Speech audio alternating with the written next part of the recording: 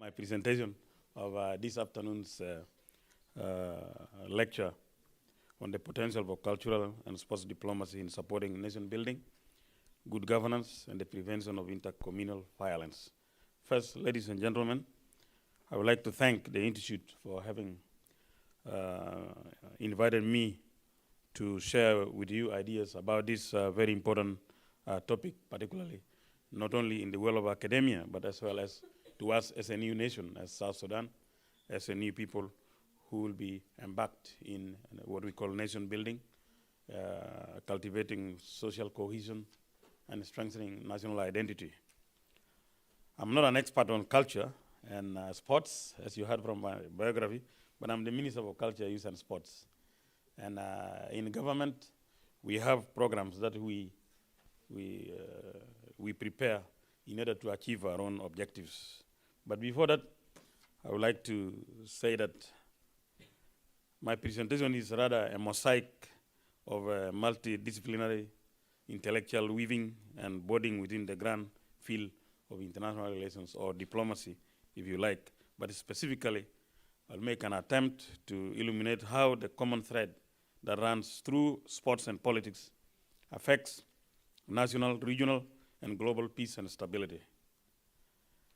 I will briefly peruse on the origins and development of general diplomacy, but I will leave that for Mark and colleagues in the Institute because that is more academic and historical.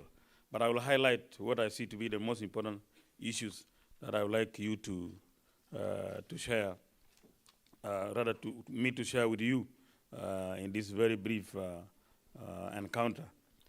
I will also examine the role of cultural exchanges in the practice of diplomacy, and this is very important, I think, to reflect on. A case is made for the developed countries, particularly Western countries, like Germany here and other European countries, where diplomatic missions started establishing cultural departments as an integral part of bilateral relations. I would like to particularly cite, maybe we know the reasons why the British Council, the Gosse Institute, the Alliance Française, you have heard about all these cultural departments within the diplomatic missions of various countries, mainly to demonstrate clear testimony to the place of culture in diplomacy. In addition, it is now becoming even more clearer that one salient component of cultural exchanges is achieved through participation in sports. This is something that all of us love, and those of us who participate in sports will know the excitement that we see when teams play. I just had the opportunity to watch the recent match between Bayern Munich and Borussia Dortmund. And it was good that it was away from home. I don't know what class would have happened if it was in Germany. But I'm sure that all the Germans were united behind their teams, because already they were guaranteed that at least the cup will come home with one of the teams, you see. So you can see how sports can really excite people. I try to argue here that examples of sports activities do form a key plank in national, regional, and international cohesion and harmony. Even those of us who are in the stadium at Wembley, I'm from South Sudan, but I picked a passion for Bayern Munich. I'm sorry for those who are supporting Borussia Dortmund. So in the stadium already we had tension between those who are supporting that team and who are supporting that. But that's not necessarily a tension of hatred. It's a tension of excitement and joy, and how it takes away the mind to something else. Hence, stability and peace is nurtured through such games. So we'd like to look, one of the claims that we are making is that sports and cultural activities have actually introduced into life non-conventional means of diplomacy. The third part that I would like to concentrate on, maybe of major interest to you, is to cite our example, what we are trying to do with sports and culture in order to achieve nation building and social cohesion with regards to the new country, South Sudan. And then thereafter, I will conclude my presentation. As I said, I will not go deep into the origins of diplomacy from the academic perspective, but if the Institute is interested to publish my talk, I'll definitely do some research to go deep into the history of diplomacy and how it is connected to what we are discussing today with regards to human relations worldwide.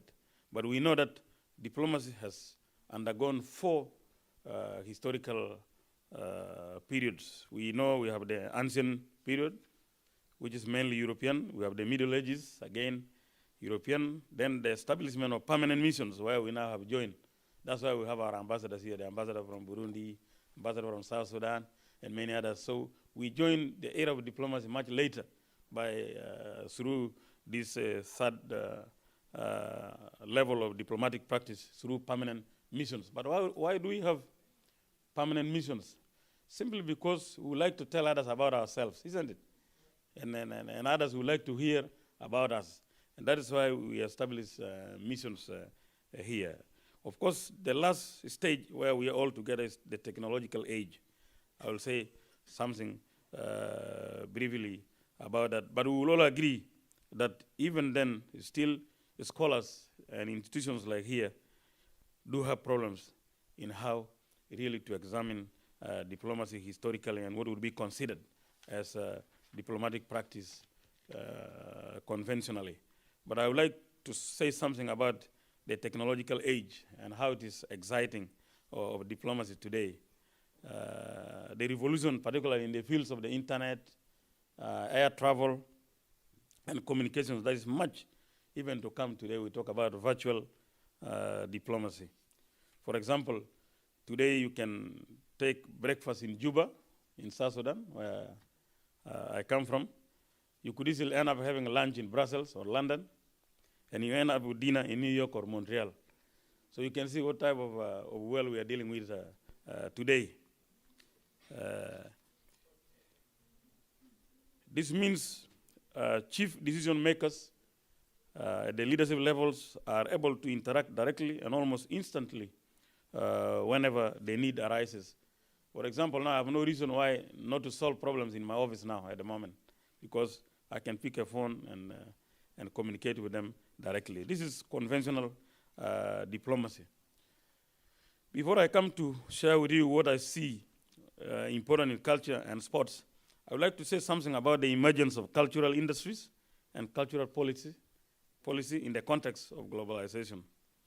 For decades now, the former colonial powers, as I said, particularly Britain, Germany, France, Spain, Portugal, and even Belgium, they structured their diplomatic missions to include a semi-autonomous cultural wing or department, as I mentioned earlier. By the way, the Goethe institution is very famous. I don't know, maybe for those who are Germans, they even visited us in Juba. They want to help us on how to deal with cultural activities. Also, the Alliance Française was the first, because they are interested to make sure that some people must speak French.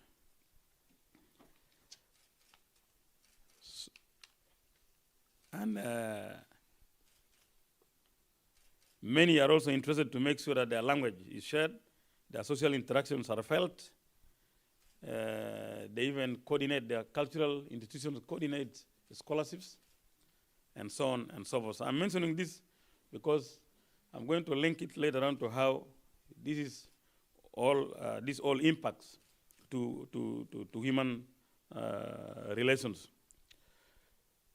Let me underline also that even new countries like mine, like South Sudan, and a myriad of small states, have a duty to augment their visibility, because all of us would like to be visible.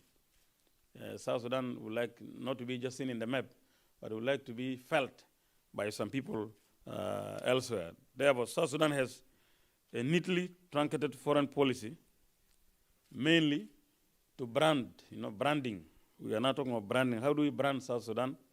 And even how do we showcase it? So we can showcase it either through cultural activities. If our ambassador was to organize cultural troops from our country, we have a very interesting country with different landscapes and different even physical appearances. Some are very tall You know, some are what I call normal, and our president will be angry with me. He thinks I think he's abnormal because he's very tall, and I consider myself normal. Then there are others who are short with different total styles of dancing. So ambassador, or all the ambassadors, including the ambassador from Burundi, you should organize cultural troops so that we can showcase ourselves and brand how we can inform other parts of the world about our own activities. But in the area of sports, we have taken it quite seriously. Since independence, we have moved very quickly to join the regional organizations so that we can compete in football. And by the way, those who are interested in basketball, they must be threatened because South Sudan has very tall people who don't have to jump when they play basketball. You know, you can see that guy behind there, Edward.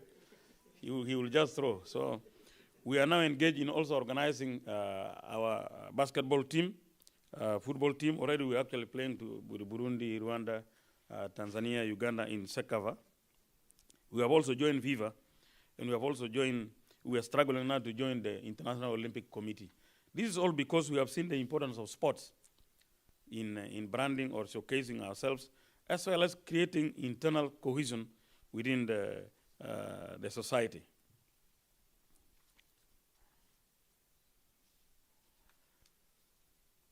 And you know, South Sudanese also have attracted other parts of the world through their own players. I want to cite particularly two players I'm sure most of you know.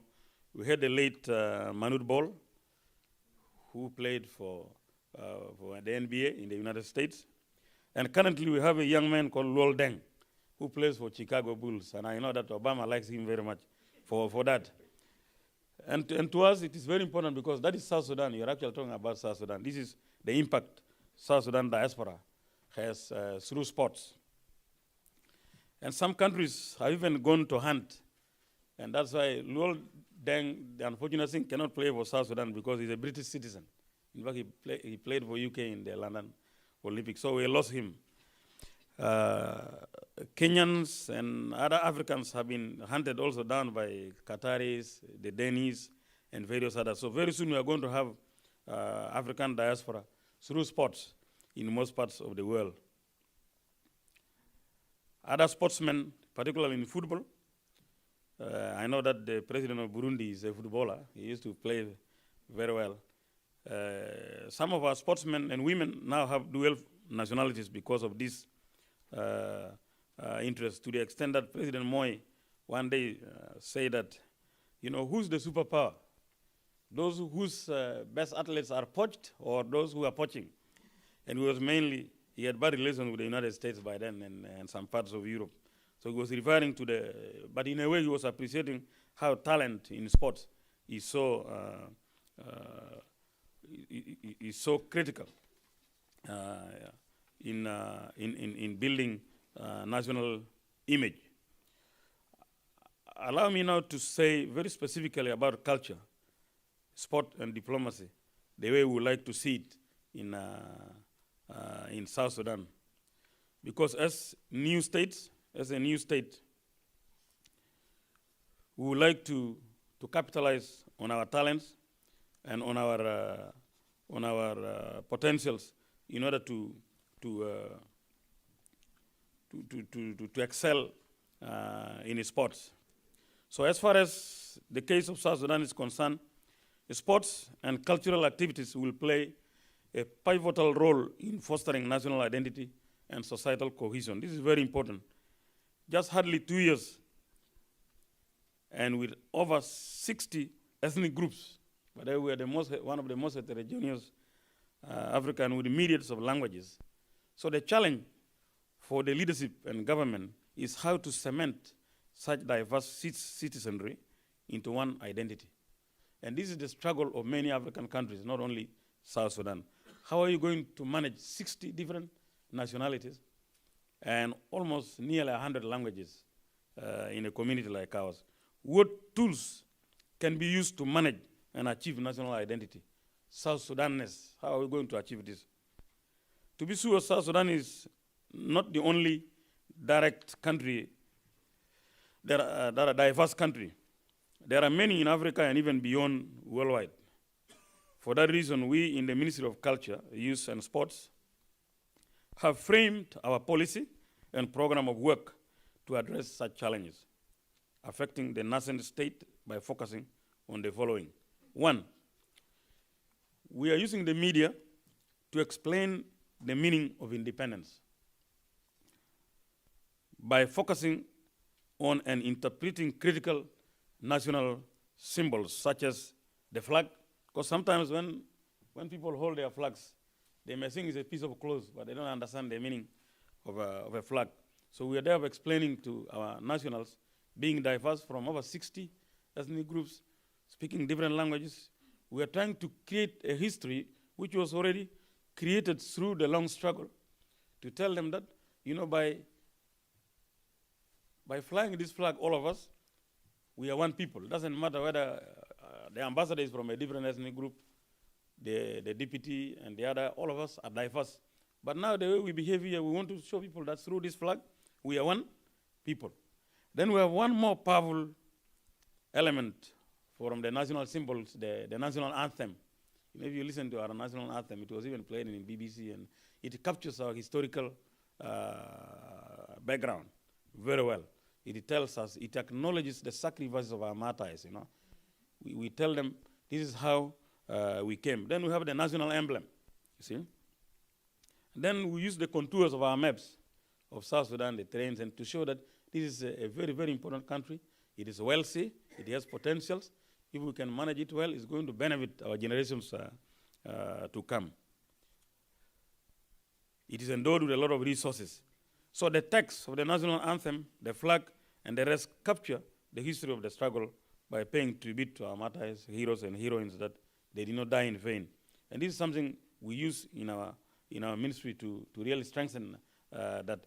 I will come to what you are interested in, but this is important for those of you who would like also to know South Sudan. The second point we are highlighting is to celebrate diversity and consider it as an asset rather than a liability, because there is always a tendency to highlight differences rather than similarities. So we are saying we are going to celebrate this diversity, and this is done by the collection of the different artifacts and traditional ornaments from the different communities, ethnic groups, and we display them countrywide. How are we doing this? We do this through the use of mobile cinemas. You know, we are creating mobile cinemas, almost mobile museums, to go around, because we have not created real proper infrastructure for it. And we create what we call cultural caravans. You know, we go to one state, from one state to another, to show that this is a cultural artifact from the other country, and this is from that country, and they are all very, very important symbols for our national identity. Here we believe that culture will play a major role in forging national identity and societal cohesion. The third point is we focus on sports as a key area of influence. Since the youth in South Sudan are projected to be over 70%, can you believe, a population of almost 10 million? And we are told that the youth are over 70%. And the Constitution defines the youth up to the age of 35. You see, you can say the people who are 70% are up to the age of 35 of the population. So the government must therefore invest in sports and skills development for the youth. Therefore, our ministry intends to introduce a bill, and this is what has interested a lot of people. We would like to introduce a bill. You know, we are an oil-producing country. We would like to produce a bill that will guarantee $1 to $2 per barrel. We are prospecting to produce 350 to 500,000 barrels a day. So if you can make a mathematical calculation, if you have $1, if you can secure $1 for youth and sports activities, you can see how much we are going to improve the lives of the youth, and how we are going to engage them, and how we are going to also improve sports. When this is done, South Sudan will be one of the first countries in Africa, if not in the world, to have introduced such important project for the youth and sports development. Why it is important for the government to do that? Simply because, and this is where I think your focus is, simply because the sources of conflict in most of Africa, and in our case, in the rural areas particularly, are the youth. If you have a youth of over 70% and they are idle, they are not skilled, and they are there in the rural areas, and you have heard about the conflicts in Jongole, in eastern Equatoria, in other states of Lakes, Unity, and Warap, it is all because of the youth. Why? Because the youth are the ones who raid cattle. They raid cattle to marry, you know. So there are young men who cannot sleep until they get married, but they have to raid somebody's cattle if they don't have enough, you see. And who are able fighters, they are very energetic, you know, they are very strong. They would like to do anything for their own success. So therefore, our government is taking seriously this if we are going to curb this particular mayhem from among our youth and in our society. Our plan in the ministry, therefore, is to transform the energies of such youth for sports competitions, so that instead of raiding cattle, they will have to chase after medals, you know, in the Olympics, in the regional tournaments, in continental tournaments. So, but you need to build the infrastructure in order for this youth to be transformed completely. And these are the things that we are doing at the moment in order to develop sports as well as skill the youth. And we'll be focusing particularly in institutions of primary schools, secondary schools, also communities, because the bulk of our young people really are not enrolled in schools. We are struggling now to do that. And since the conflict is so much intense, particularly among the pastoralists, like where some of us come from, people who own cattle, there is therefore need to focus very much on the youth and to divert their attention from traditional practices to modern ways of life. In order to conclude, what we are trying to do is to pull together the different strands from the various plans of the ministries to focus on the youth through the Ministry of Basic Education, Ministry of Culture, Youth and Sports, Ministry of Gender and Social Development. We put everything together so that we focus on them in order to divert the interests of the youth from such conflictual practices to developmental focus. Of course, those of you who know international politics and international relations, the fundamental aim of every country's foreign policy or national interest is to ensure that there is harmony in its own country, is to safeguard the integrity of its territory. And you cannot safeguard the integrity of your territory if there is no harmony among your citizens. So how do nations like South Sudan cope with such challenges? Is where the plans that we have been planning in order to overcome these particular challenges. How do we surmount the uphills of building nations and maintaining social cohesion while celebrating diversity at the same time? In my view, sports, music, arts, cultural dance, folklore, among others, you can mention them, can go a long way in cementing citizens' national identity. If we engage people in this, in national theater activities, in cinema, in traditional activities. So by way of conclusion, sports have the potential as mediator between cultures and to prevent intercommunal violence. I was looking at the case in Jongole, where in Akobo, the Nuer young men and women, as well as in Pibor, the Murle area where there is conflict. If you could, if we were just to spend time to engage these youth in games of football, all kinds of sports, you will definitely achieve to stop them from doing what they are doing every day, where we keep losing lives from our people. So above all, sports can foster societal cohesion. It can strengthen national identity and intercultural harmony. As some scholars have put it, sports matters. Sports actually matters. Indeed, sports matters because it has unparalleled impact on everyday lives. It has the potential to open conversational space between individuals, communities, and nations. As I said before, even those who are sitting in Wembley, I can see people chanting the other side and some chanting. So that's already a space of conversation between what we may call rivaling teams. By the way, in sports, you have to be ready to lose, and you have to be ready to celebrate your victory.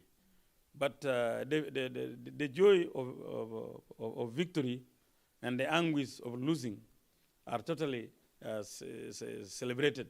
You know, you don't punish yourself, you don't commit suicide because you have lost a game of one day. So sports has the potential to open up space between individuals, communities, and nations. It's on this similar conviction that we think in South Sudan that sports will produce, that South Sudan will produce evidence of the successful impact of cultural and sports diplomacy.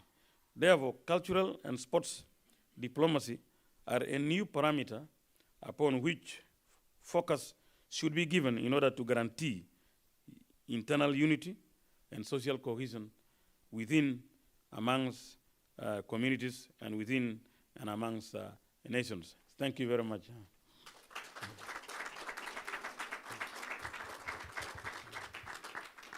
Thank you very much, Your Excellency. Again, very, very important lecture and a very, very important region where I think really sports and cultural diplomacy takes a very good effect. I must say I've had many conversations with Africans throughout the years. I remember the most heated discussions were actually with the former ambassador of South Africa, who's no longer here. A very nice person. I remember, very, very warm, great relationship, but he told me quite honestly when I first met him, he says, Mark, Africa doesn't need cultural diplomacy. It's about investment, it's about economics, it's about jobs. And he was very negative to the area, or skeptical to the idea of cultural diplomacy.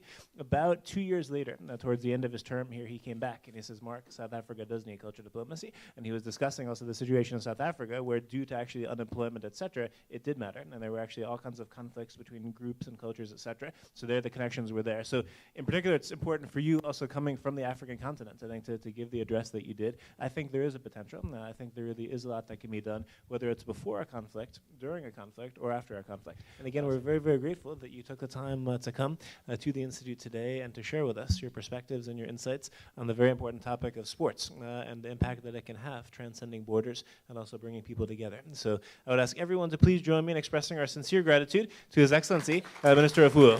Thank you very much.